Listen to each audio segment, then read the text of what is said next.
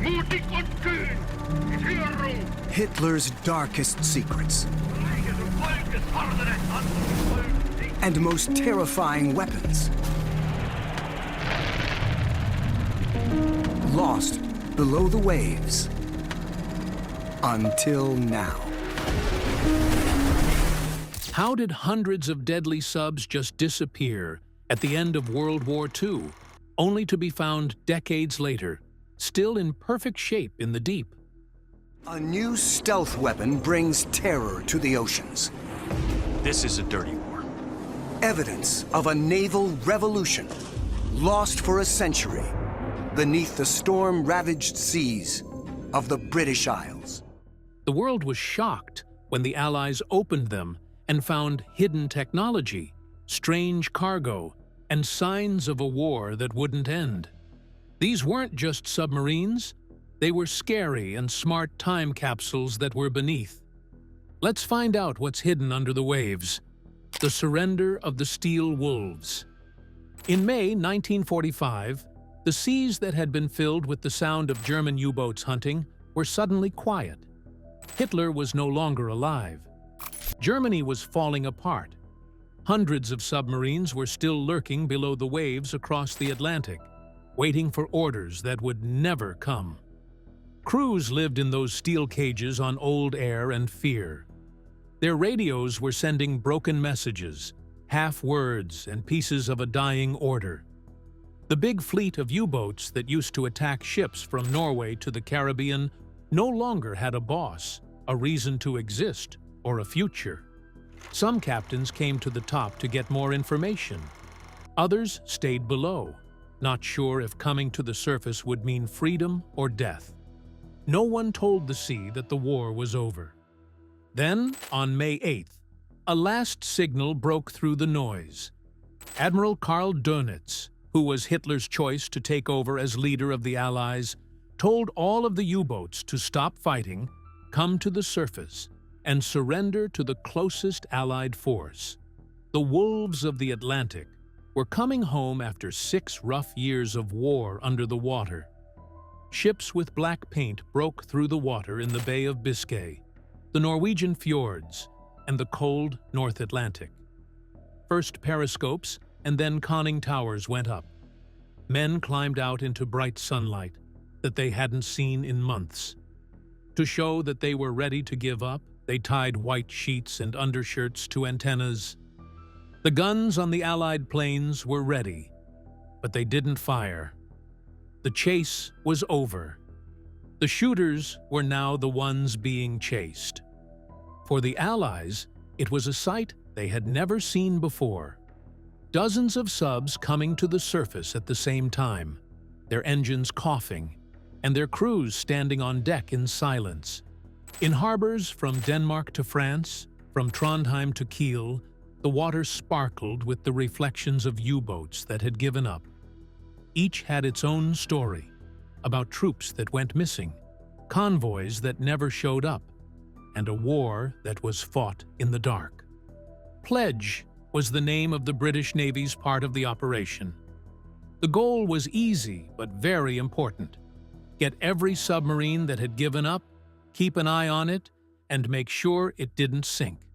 As if shepherds, Royal Navy destroyers and Canadian corvettes moved in and led lines of submarines to surrender ports like Loch Erebol in Scotland, Lizahalli in Northern Ireland, and Portland on the English coast. People in the area watched from the hills as the convoys came in. The black hulls looked like ghost ships, and diesel fumes hung over the calm water. Only at Loch Erebol did about 40 U-boats drop anchor. Their smooth shapes were lined up from bow to stern like a funeral parade. The scene was caught on camera. Hundreds of German sailors stood still on the deck as Allied boarding teams moved in with rifles drawn and ready. People used each submarine as both a weapon and a prize chest. Getting inside was the first thing that had to be done. American and British sailors climbed through small hatches into the oily, musty innards. They took pictures of the gauges, the torpedo rooms, and the engine blocks, among other things. Before German soldiers could destroy the maps, charts, and code sheets, they got them. Each find was written down, sealed, and sent to Navy intelligence. They were shocked by what they saw. The engineering was light years ahead of anything else on the water at the time. Labels on valves were written in very exact script. Machinery was packed like a clock, and wires were neatly tied together and insulated. After the fact, a British expert said that these subs weren't built like ships, but like watches. German design was always very precise, even when they were losing. Some of the code books and cipher keys that were taken looked familiar because they were the same ones that were found on U-505, the submarine that the U.S. Navy took whole a year before. That first prize had already broken into some of Germany's naval lines. As more Enigma machines and logs came in, it was clear that the Allies had control of the Atlantic.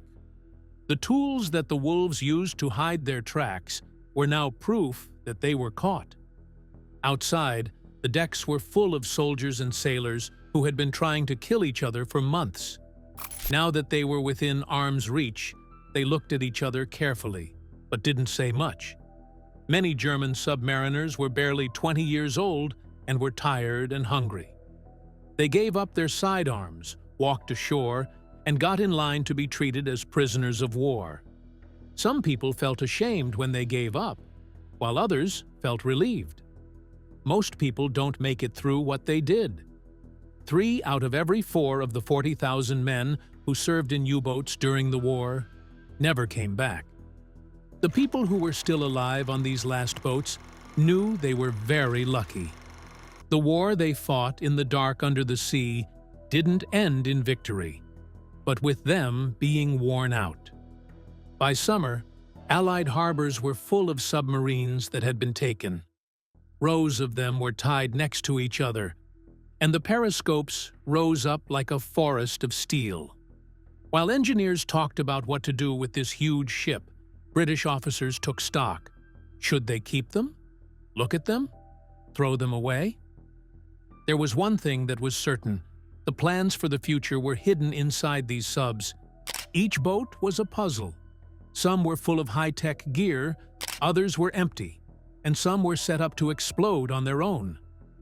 Teams from the Allies found a lot of different things inside, from encrypted radio transmitters to test controls for torpedoes. It was said that an American officer called it a gold mine of German engineering. It was impossible to miss the irony. In the past, these subs were the most dangerous thing in the Atlantic. They were now studying projects and awards.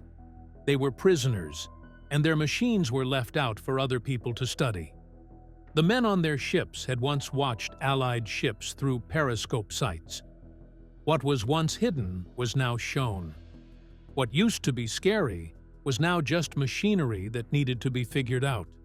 But the Allies chose to take one last look inside these robots before they could erase them from history. Even the men who had fought those U-boats would be shocked by what they found in the dark, quiet hallways of those ships. Operation Deadlight. By the end of 1945, Britain's harbors didn't look like docks as much as they did like old junkyards. The docks were crowded from the coast of Scotland to Northern Ireland. Steel boats were lined up next to each other, and each one had the faded logo of Hitler's Navy on it. There were 156 U-boats that had given up, and they were becoming a problem that no one wanted to deal with. As they sank, fuel, oil, and salt water got into anchorages that were already full. Their batteries were breaking down, and their bodies were rusting quickly. They were dangerous even when they were not moving. There were chemical and mechanical dangers that were stuck in British waters. There was a technical mess, but there was also a political one. The war was over, but these submarines, which stood for Nazi power, were still floating openly with designs from other countries. It costs money to keep them. It was risky to let them go. Each country that had fought Germany wanted a piece of the technology it had, and no one wanted another country to get stronger because of it. That's why Britain made a choice that changed the shape of the ocean floor.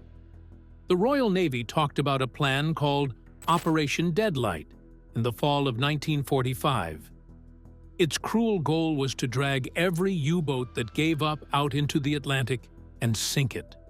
Not take apart or use again. Erase. A lot of dangerous machines were made during the war, and the planners planned to bury them all at sea. From the start, it was hard to believe how big it was. 116 of the 156 seized U-boats were sent to be destroyed.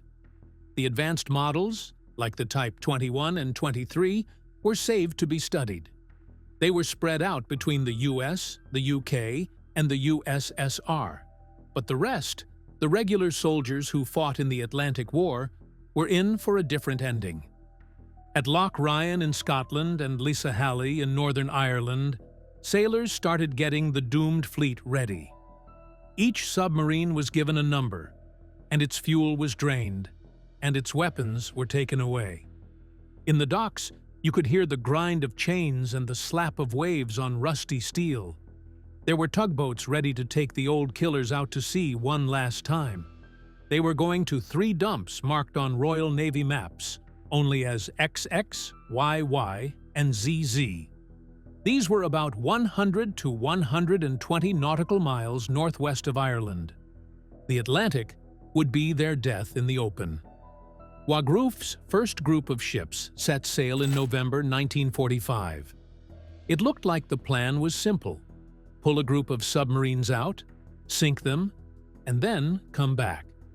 But the sea had something else in mind. A lot of these U-boats had been underwater for months before they gave up. Their metal was worn out, their bodies were thin, and their engines wouldn't start. They were no longer ships. They were ghosts held together by bolts and rust. Those ghosts started to fight back when the winter storms came through. Waves taller than houses were a problem for tug workers. Under the stress, chains broke, and one by one, subs got away. Some of them sank without notice, going below the water before they got to their designated areas. Some flipped over and disappeared in the storm.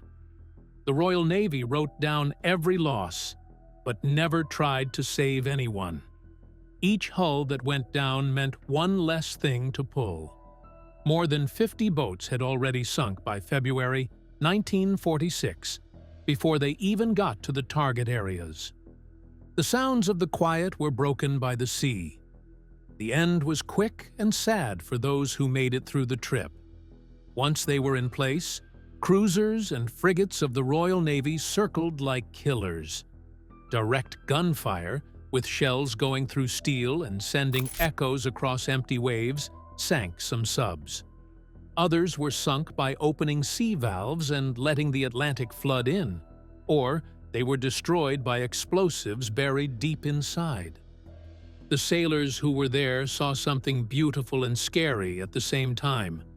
Huge hulls slipping under slowly, bubbles rising, and metal moaning as it bent and cracked from the pressure. There were no more submarines on the ocean floor in a few minutes. They all went down into the darkness and would never come back. U-236 was one of them. It was the last German submarine to sink an Allied ship before they gave up. It had made it through the war, but in January 1946, its captors killed it on purpose. Yet another, U-295, sank just before Christmas. It was pulled out of Loch Ryan and scuttled without a fuss. It was just coordinates written down in ink with no words or flags. The work was almost done by early spring. There were no more sonar or depth charges in the Atlantic. It had become a graveyard for steel. Under the water, more than 100 submarines were perfectly preserved in the cold salt water. They were part of a fleet that was erased from history, but not from reality. Operation Deadlight was forgotten for many years, The world had moved on after the war, and the coordinates of the dumping zones were left to gather dust in military records. In deep water, fishermen sometimes caught their nets on strange shapes, but they didn't think much of it. This part of the North Atlantic kept its secrets well. Then, after 50 years, the ocean stopped being quiet. From 2001 to 2003, the lost subs were looked for by a group led by maritime archaeologist Innes McCartney. They looked at the bottom near the original dump sites using high-tech sonar and deep-sea cameras. Everyone was shocked by what they saw on their screens. The ships were still there. It looks like more than a dozen U-boats are just sitting there on the bottom of the ocean, waiting for new orders. Some still had the torpedo tubes closed, while others had the periscopes opened. Barnacles and coral had grown on their bodies, making them look like strange iron and history reefs. Even after 50 years, many of their identification numbers could still be seen, and the cold, dark water had done a great job of keeping their decks in great shape. Historians were shocked by the pictures. The goal of Operation Deadlight was to get rid of all evidence of Germany's submarine fleet. Instead, it made one of the biggest underwater graveyards in the world. Each wreck was a time capsule that held a still, pristine moment from 1945. The last secrets of the U-boat war were kept in those steel graves. Everything was sealed up in silence: tools, clothes, navigation charts, and even ration tins. A war that killed a lot of men left behind statues that are now hundreds of feet underwater, and no one can see them. The Allies found technology that was decades ahead of its time, buried under the rust and destruction. These machines were so advanced that both East and West would fight to control their secrets. Inside the U-boats they took, they didn't just find treasure, they also found the plans for the next war. The technological jackpot. They opened the U-boats like treasure boxes before the water swallowed them up. Engineers and naval officers went through every seized submarine to figure out what made them so dangerous. Operation Deadlight's destruction was put off just long enough for one last check. A last chance to see what was inside the enemy's most secret weapon. They were shocked by what they found. Things inside the pressure tanks were much more advanced than anything the Allies had made during the war. The Germans built subs that could stay underwater longer, move harder, and be hard for sonar to see. For the engineers who had to crawl through those tight steel passageways, it was like going to the future. The Type 21, a sleek and innovative design that changed everything, was one of the things that was found. It was designed to go fast underwater, not just go fast on the surface. It was a submarine built to live underwater, not just dive to hide. It had huge batteries that were charged by a new way of breathing called a mask, so it could stay underwater for days. This small pipe brought air in from above, which kept the engines running while the sub stayed hidden. Marines from all over the world had never seen anything like it. The Type 23, a smaller coastal version made for short, fast trips, came along with it. It was the mother of all diesel-electric submarines that came after it. It was small, quiet, and efficient. Every part of these boats was photographed by experts from both the UK and the US. They took apart panels to study the steel's makeup, looked at the shapes of the propellers to see how they affected the flow of water, and tried the rubber tiles that covered some of the hull, early attempts at soundproofing. They were pleased by even the way the control rooms were set up. They were simple, functional, and built to work quickly under pressure. The sunk submarines were lined up in sheds and dry docks all over Britain so that they could be studied. To figure out how German engineers were able to fit so much power into such a small space, teams made copies of valve designs, recorded wiring layouts, and took engines apart. The Allies had won the war, but they knew they had lost the race to come up with new ideas. So, in August 1945, A new deal called the Tripartite Naval Commission was made. It was decided that the captured fleet would be split between the US, UK, and USSR. Each person got 10 U-boats to study, and they were all very eager to find out what secrets were still inside. U-3017 was put back into service as HMS N-41 in Britain. It was put to the test by going as deep as possible to see how far its reinforced skin could bend before it broke. Canada took U-190 and used it off the coast of Newfoundland as a target for radar and torpedo practice. The long-range U-234 caused a big stir in the United States. It was caught on its way to Japan with parts for jet engines, plans for advanced weapons, and several tons of uranium oxide. The Americans knew all too well what this material could do after Hiroshima. In the East, Soviet experts took apart their share of the Type 21 boats one piece at a time.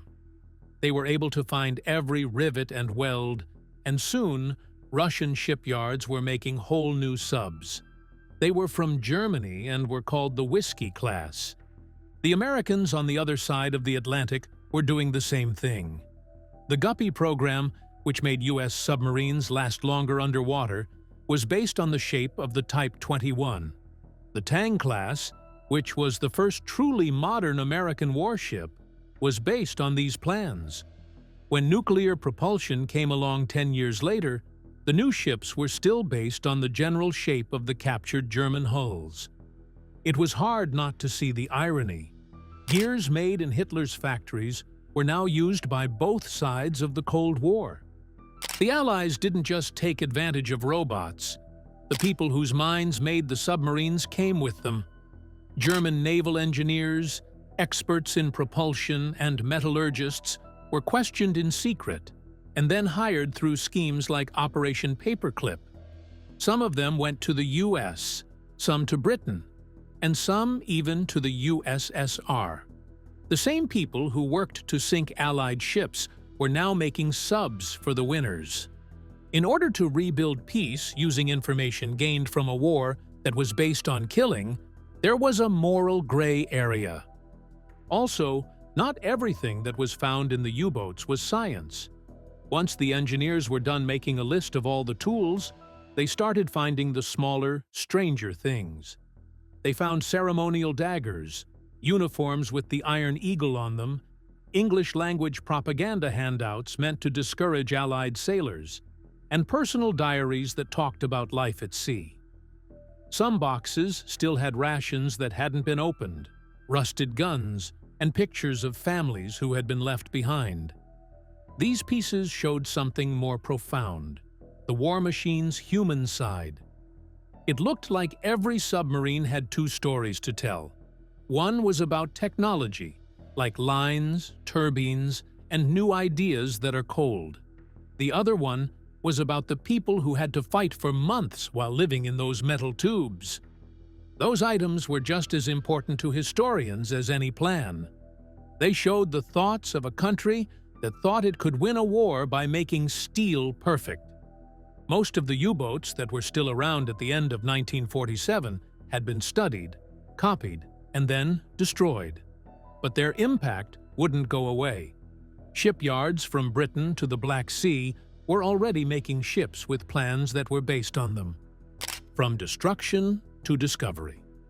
When 1946 was over, the Atlantic stopped being so busy. The world had other wounds to heal after Operation Deadlight was over. The places where more than 100 captured U-boats slept were marked on Royal Navy maps with just 3 letters: XX, YY, and ZZ. Under those coordinates was the most advanced fleet that had ever been made. It was now submerged in cold, dark water and was silent. No one cared for decades. The war was over, and now the oceans brought goods instead of dead people. The secret was only known by fishermen whose nets caught on unseen metal and cables tore against the ribs of long-lost subs. They swore at the wreck fields without realizing they were walking on old pieces of history. It was then that technology started to lift the veil.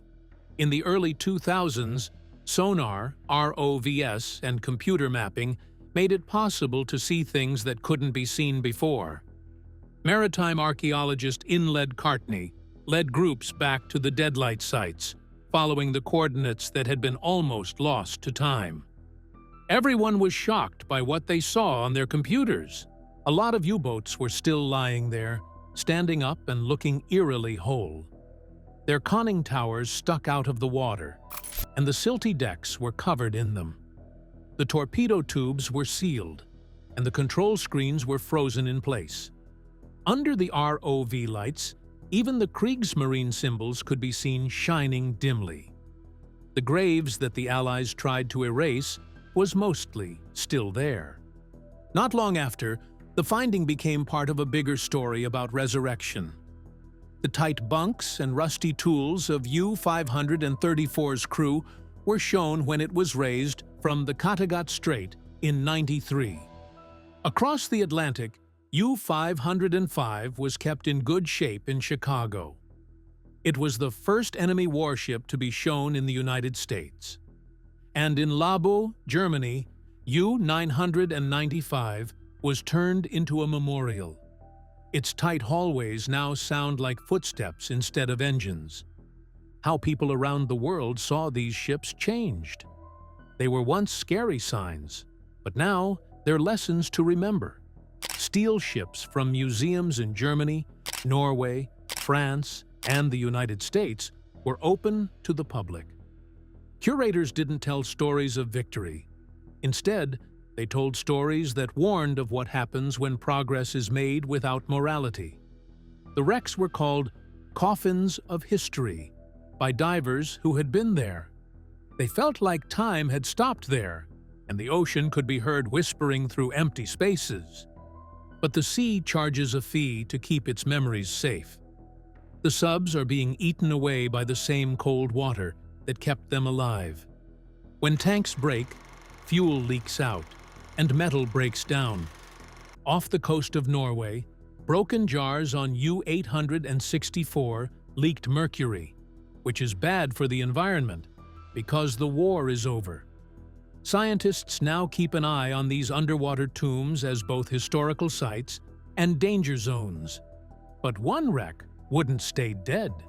It was a submarine that was found thousands of miles from where history said it sank. It was called U-869, and what rescuers found inside would change everything. From Kiel to the Cold War. During Operation Deadlight, not all U-boats were met with complete silence. They were spread out around the world like the remains of a kingdom that never existed. After being given up to Norway, U-995 was sent back to Germany in 1965 and put next to the Marine Ehrenmal Memorial at Labo. It's cold inside because of the steel, heavy because the air has been recycled too many times, and very quiet because 45 men used to live and fight there. U-505 was taken in 1944 and now rests in the Museum of Science and Industry in Chicago. It has been restored piece by piece, and the museum lights shine on its dark control room. In France, 123 served for many years under a new flag as Blason. In Britain, the U-534, which was raised in 1993, stands split open in Birkenhead, showing how suffocating the war machine is. These survivors taught people about history. The loose paint, small bunks, and rusted torpedo tubes don't teach glory, but they do teach resilience. Every button and lever is a lesson in obsession. Look at how far engineers went to control a battlefield where no one could live on their own. The lessons they taught went far beyond remembering. The Type 21 and 23 submarines built by Germany set the standard for a whole new age. With their sleek hulls, huge battery banks, and snorkel breathing systems, they changed what a submarine could be. They made it into a real creature of the deep, not just a ship that sometimes went underwater. These ideas changed the nuclear age. Snorkels turned into ways to move without air, and huge battery arrays gave reactor-powered ships their compartmented layouts. During the Cold War, the silent killers of the 1940s were the models for the unseen army. But competing came with knowing more. The Tripartite Naval Commission, which was made to split up the technology that Germany had taken, turned into the first quiet battle of the Cold War. Britain and the United States tried to find their funds through controlled exchanges. Behind closed doors, the Soviet Union took apart its share of U-boats right down to the last rivet. In a matter of years, both sides built submarines that were based on designs from Kiel's factories. Even though the war was over, the weapons did not end with it. They just changed hands. The impact was stronger for those who fought below the waves. Over 30,000 German submariners never came back. On the memorial at Le Beau, their names are written next to those of other Allied soldiers who ran away into the Atlantic. Every ceremony there serves as a reminder that success often comes from tragedy. And that's the haunting legacy of Germany's lost submarines, secrets buried beneath the sea. If you enjoyed this dive into history, like, share, and subscribe, and click the next video now appearing on your screen.